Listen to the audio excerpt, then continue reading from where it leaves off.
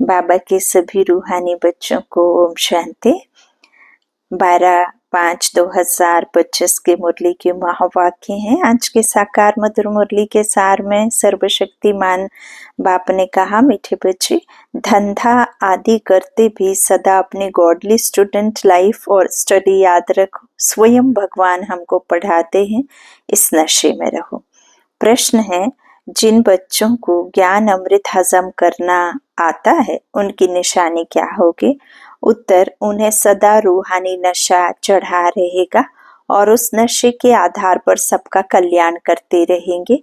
कल्याण करने के सिवाय दूसरी कोई बात करना भी उन्हें अच्छा नहीं लगेगा। कांटों को फूल बनाने की ही सेवा में बिजी रहेंगे। ओम शांति। अब तुम बच्चे यहाँ बैठे हो और यह भी जानते हो कि अभी हम पाठधारी हैं। 84 जन्मों का चक्र पूरा किया है। यह तुम बच्चों की स्मृति में आना चाहिए। जानते हो कि बाबा आया हुआ है हमको फिर से राज्य प्राप्त कराने व तमो प्रधान से सतो प्रधान बनाने। यह बातें सिवाय बाप के और कोई नहीं समझेंगे ना समझाएंगे। तुम जानते हो, यहाँ बैठते हो तो तुम जैसे स्कूल में बैठे हो, बाहर हो तो स्कूल में नहीं हो। जानते हो, यह ऊंचते ऊंच रूहानी स्कूल है। रूहानी बाप बैठ पढ़ाते हैं। पढ़ाई भी बच्चों को याद आनी चाहिए ना। पढ़ाई तो बच्चों को याद आनी चाहिए ना। यह भी बच्चा ठहरा जिसके द्वारा हमें परमात्मा पढ़ा रहे हैं, वो भी तो बच्चा है। इनको अथवा सभी को सिखलाने वाला वह बाप है। सब मनुष्य मात्र की आत्माओं का बाप वह है। वह आकर शरीर का लोन लेकर तुमको समझा रहे हैं, रोज समझाते हैं। यहाँ जब बैठते हो तो बुद्धि में स्मृति रहनी चाहिए कि हमने 84 जन्म लिए। हम विश्व के मालिक थे, देवी देवता थे, फिर पुनर्जन्म लेते लेते आकर पट पड़े हैं। भारत कितना साल्वेंट था, सारी स्मृति आई है।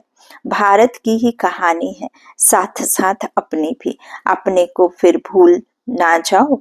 हम स्वर्ग में राज्य करते थे, फिर हमको 84 जन्म लेने पड़े। यह सारा दिन स्मृति में लाना पड़े। धंधा आदि करते स्टडी तो याद आनी चाहिए ना। कैसे हम विश्व के मालिक थे, फिर हम नीचे उतरते आए। बहुत सहज है, परंतु यह याद भी कोई को रहती नहीं है। आत्मा पवित्र ना होने कारण याद खिसक जाती है। हमको भगवान पढ़ाते हैं, यह याद खिसक जाती है। हम बाबा के स्टूडेंट हैं। बाबा कहते हैं, याद की यात्रा पर रहो। बाप हमको पढ़ाकर यह बना रहे हैं, सारा दिन यह स्मृति आती रहे। बाबा ही स्मृति दिलाते हैं। यही भारत था ना। हम सो देवी देवता थे, सो अब असुर बने हैं।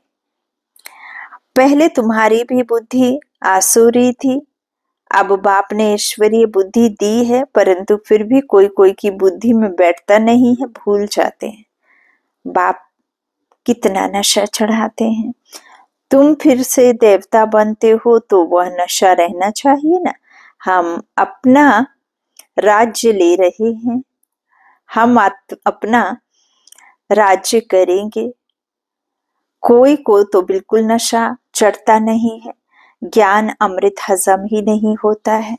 जिन्हें नशा चढ़ा हुआ होगा उन्हें किसका कल्याण करने के सिवाय दूसरी कोई बात करना भी अच्छा नहीं लगेगा। फूल बनाने की सर्विस में लगे रहेंगे। हम पहले फूल थे, फिर माया ने कांटा बना दिया है, अब फिर फूल बनते हैं। ऐसी ऐसी बातें अपने से करनी चाहिए। इस नशे में रह तुम किसको भी समझाएंगे तो झट कोई को तीर लगेगा। भारत गार्डन ऑफ अल्लाह था, अब पतित बन गया है। हम ही सारे विश्व के मालिक थे। कितनी बड़ी बात है। अभी फिर हम क्या बन रहे हैं, कितना गिर गए। हमारे गिरने और चढ़ने का यह नाटक है। यह कहानी बाप बैठ सुनाते हैं। बाबा कहते हैं समझते थोड़े ही हैं कि हम कैसे चढ़े फिर कैसे गिरे हैं।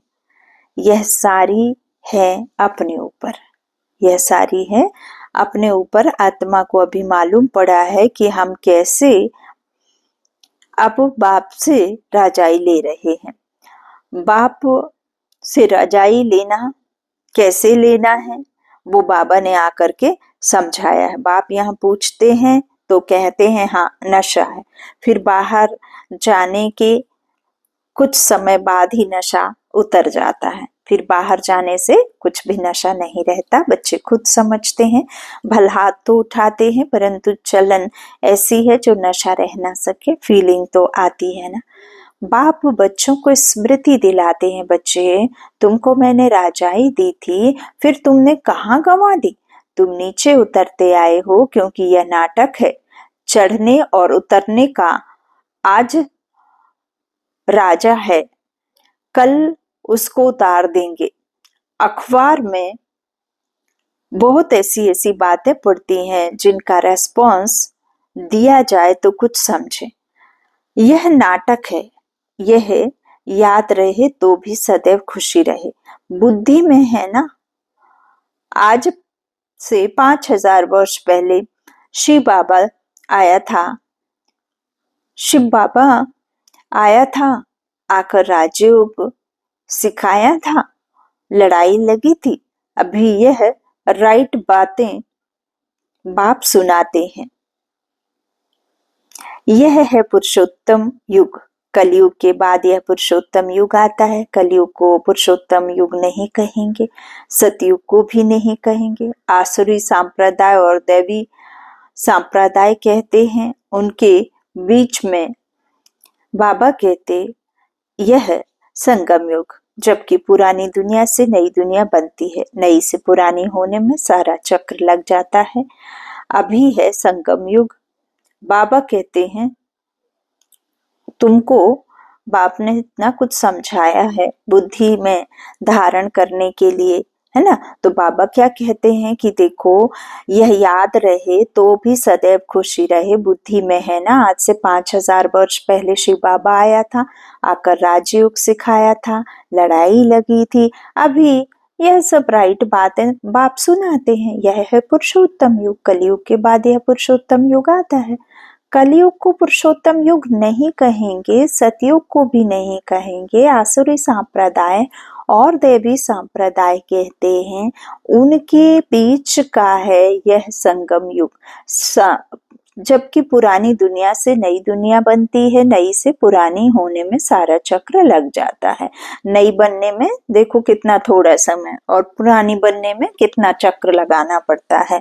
तो अभी है संगम युग। सतयुग में देवी देवताओं का राज्य था, अब वह है नहीं। बाकी अनेक धर्म आ गए हैं, यह तुम्हारी बुद्धि में रहता है। बहुत हैं जो 6-8 मास 12 मास पढ़कर फिर गिर पड़ते हैं, फेल हो पड़ते हैं। भल पवित्र बनते हैं परंतु पढ़ाई नहीं करते तो फंस पड़ते हैं। सिर्फ पवित्रता भी काम नहीं आती।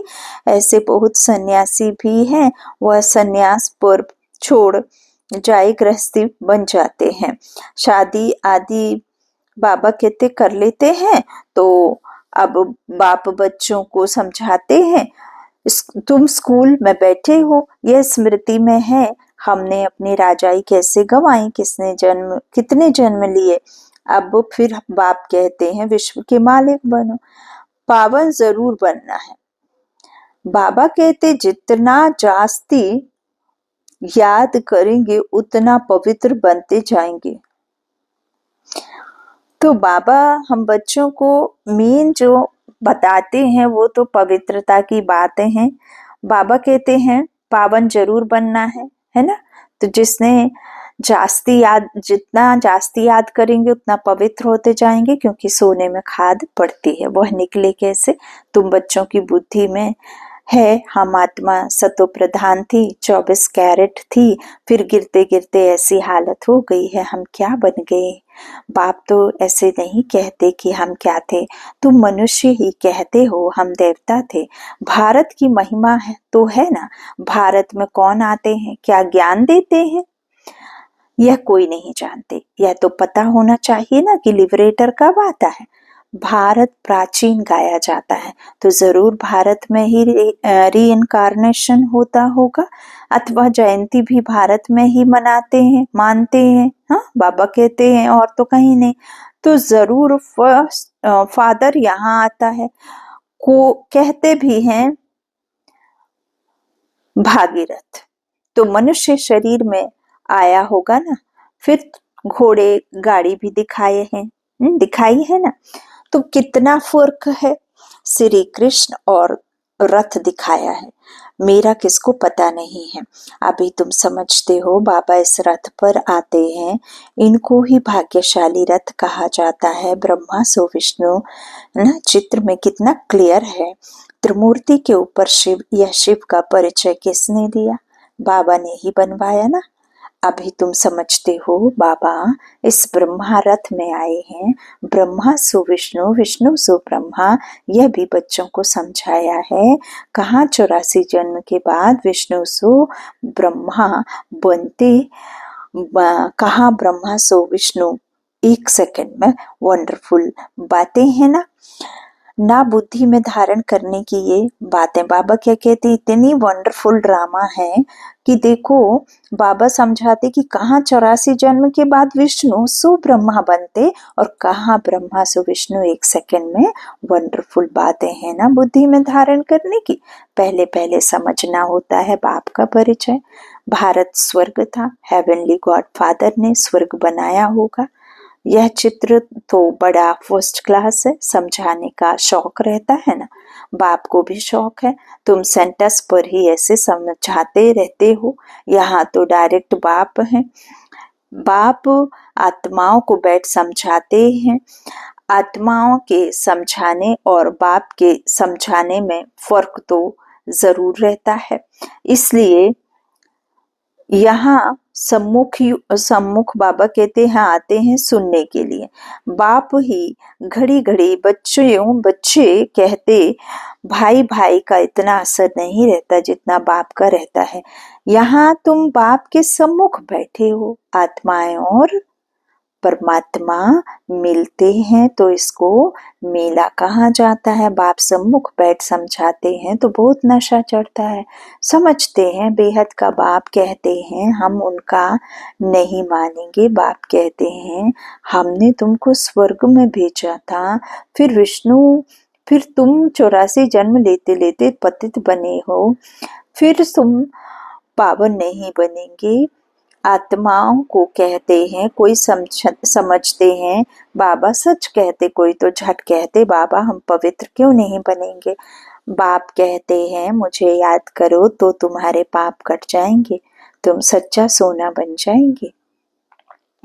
मैं सभी का पतित पावन हूँ। तो बाप की समझाने और आत्माओं की, बच्चों की समझाने में कितना फर्क है।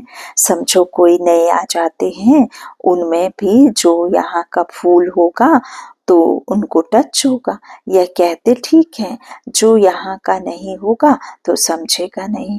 तो तुम भी समझाओ, हम आत्माओं को बाप कहते हैं तुम पावन बनो। मनुष्य पावन बनने के लिए गंगा स्नान करते हैं, गुरु करते हैं, परंतु पतित पावन तो बाप ही है। बाप आत्माओं को कहते हैं कि तुम कितने पतित बन गए हो, इसलिए आत्मा याद करती है कि आकर पावन बनो। बाप कहते हैं मैं कल्प कल्प आता हूँ, तुम बच्चों को कहता हूँ यह अंतिम जन्म पवित्र बनो। यह रावण राज्य खत्म होना है। बाबा कहते हैं मुख्य बात है ही पावन बनने की। स्वर्ग में विष होता नहीं। जब कोई आते हैं तो उनको यह समझाओ कि बाप कहते हैं अपने को आत्मा समझ, मुझ बाप को याद करो तो पावन बन जाएंगे, खाद निकल जाएगी। मन मना भव अक्षर याद है ना, बाप निराकार है, हम आत्मा भी निराकार है। जैसे सुनते हैं बाप भी शरीर में आकर समझाते हैं, नहीं तो कैसे कहें कि मामे कम याद करो। देह के सभी संबंध छोड़ो, जरूर यहाँ आते हैं। ब्रह्मा में प्रवेश करते हैं। प्रजापिता अब प्रैक्टिकल में है, बाबा कहते हैं प्रजापिता अभी प्रैक्टिकल में है, इन द्वारा हमको बाप ऐसे कहते हैं, हम बेहद के बाप की ही मानते हैं। वह कहते पावन बनो, पतित पना छोड़ो, पुरानी देह के अभिमान को छोड़ो, मुझे याद करो तो अंतमति सोगति हो जाएगी, तुम लक्ष्मी नारायण बन जाएंगे। बाप से विमुख करने वाला मुख्य अवगुण है एक दूसरे का परचिंतन करना, इविल बातें सुनना और सुनाना। बाप का डायरेक्शन है तुम्हें इविल बातें सुननी नहीं है, इनकी बात उनको, उनकी बात इसको, इनको सुनाना, यह धूतीपना तुम बच्चों में नहीं होना चाहिए। इस समय दुनिया में सभी विपरीत बुद्धि है ना, सिवाय राम के दूसरी कोई बात सुनाना उसको धूतीपना कहा जाता है। अब बाप कहते हैं यह धूतीपना छोड़ो, तुम सभी आत्माओं को बताओ कि ये, बाबा कहते कि ये हे सीताएं, तुम एक राम से योग लगाओ, तुम हो मैसेंजर, यह मैसेज दो कि बाप ने कहा है मुझे याद करो, बस इस बात के सिवाय बाकी सब है धूतीपना। बाप सब बच्चों को कहते हैं धूतीपना छोड़ दो, सभी सीताओं का एक राम से योग जुड़वाओ, तुम्हारा धंधा ही यह है, बस यह पैगाम देते रहो। बाप आया हुआ है, कहते हैं तुमको गोल्डन एज में जाना है, अब इस आयरन एज को छोड़ना है, तुमको वनवास मिला हुआ है, जंगल में बैठे हुए हो ना। अब वन जंगल को कहा जाता है, वन किसे कहा जाता है, जंगल को कहा जाता है। कन्या की जब शादी होती है तो वन में बैठती है, फिर महल में जाती है। तो बाबा कहते हैं तुम भी जंगल में बैठे हो, अब ससुर घर जाना है, इस पुरानी देह को छोड़ना है। एक बाप को याद करो, जिनकी विनाश काले प्रीत बुद्धि है वह तो महल में जाएंगे, बाकी रीति से समझाते हैं। बाबा कहते हैं बाकी विपरीत का है वनवास, प्रीत बुद्धि का है बाबा का साथ और सतयुगी दुनिया में जाने का जीत, है ना। तो बाबा कहते हैं कि वह तो महल में जाएंगे, बाकी विपरीत का है वनवास, तो जंगल में वास है। बाप तुम बच्चों को भिन्न भिन्न रीति से समझाते हैं, जिस बाप से इतनी बेहद की बादशाही ली है उनको भूल गए हो तो वनवास में चले गए हो। वनवास और गार्डन वास, बाप का नाम ही है बागवान, परंतु जब कोई की बुद्धि में आए भारत में ही हमारा राज्य था, अभी नहीं है, अभी तो वनवास है, फिर गार्डन में चलते हैं। तुम यहाँ बैठे हो तो भी बुद्धि में है हम बेहद के बाप से अपना राज्य ले रहे हैं। बाप कहते हैं मेरे साथ प्रीत रखो, फिर भी भूल जाते हैं। बाप उलहना देते हैं तुम मुझ बाप को कहाँ तक भूलते रहेंगे, फिर गोल्डन एज में कैसे जाएंगे। अपने से पूछो हम कितना समय बाबा को याद करते हैं, परंतु बाबा कहते याद तो करते हो, कितना याद करते हैं। हम जैसे कि याद की अग्नि में पड़े हैं, जिससे भी कर्म विनाश होते हैं। एक बाप से प्रीत बुद्धि होना है, सबसे फर्स्ट क्लास माशूक है जो तुमको भी फर्स्ट क्लास बनाते हैं। कहाँ थर्ड क्लास में बकरियां में सेल्फ ट्रेवल करना, कहाँ एयर कंडीशनर में, कितना फर्क है। यह सब विचार सागर मंथन करना है तो तुमको मजा आएगा। बाबा कहते हैं कि बाबा भी यही कहते ना, बाबा भी कहते हैं कि मैं भी बाबा को याद करने लिए बहुत माथा मारता हूँ। अब यहाँ शिव बाबा को तो याद नहीं करेंगे, ब्रह्मा बाबा कह रहे हैं। यह बाबा भी कहते हैं कि मैं भी बाबा को याद करने के लिए बहुत माथा मारता हूँ, सारा दिन ख्यालात चलती रहती है। तुम बच्चों को भी यही मेहनत करनी है। अच्छा, मीठे मीठे सिक्किला दे बच्चों प्रति माता पिता बाप दादा का याद प्यार और गुड मॉर्निंग। रूहानी बाप की रूहानी बच्चों को नमस्ते। हम रूहानी बच्चों की रूहानी माता पिता बाप दादा को याद प्यार और गुड मॉर्निंग। धारणा के लिए मुख्य सार है। पहला बाबा ने कहा किसी को भी एक राम बाप की बातों के सिवाय दूसरी कोई भी नहीं बतानी है, नहीं सुनानी है। एक की बात तो दूसरे को सुनाना पर चिंतन करना यह दूतीपना है, इसे छोड़ देना है। दूसरा, एक बाप के साथ प्रीत रखनी है, पुरानी देह का अभिमान छोड़ एक बाप की याद से स्वयं को पावन बनाना है। वरदान दिया बाबा ने, समाने की शक्ति द्वारा रॉन्ग को भी राइट बनाने वाले विश्व परिवर्तक भव। दूसरे की गलती को देखकर बाबा कहते हैं स्वयं गलती नहीं करो। अगर कोई गलती करता है तो हम राइट में रहें, उसके संग के प्रभाव में ना आए। जो प्रभाव में आ जाते हो, बाबा कहते हैं, तो वह अलबेले हो जाते हैं। इस तरह बाप बच्चों को समझाते हैं कि हर एक सिर्फ यह जिम्मेवारी उठा लो कि मैं राइट के मार्ग पर ही रहूंगा। अगर दूसरा रॉन्ग करता है तो उस समय कम समाने की शक्ति यूज करो। किसी की गलती को नोट करने के बजाय उसको सहयोग का नोट दो, अर्थात सहयोग से भरपूर कर दो।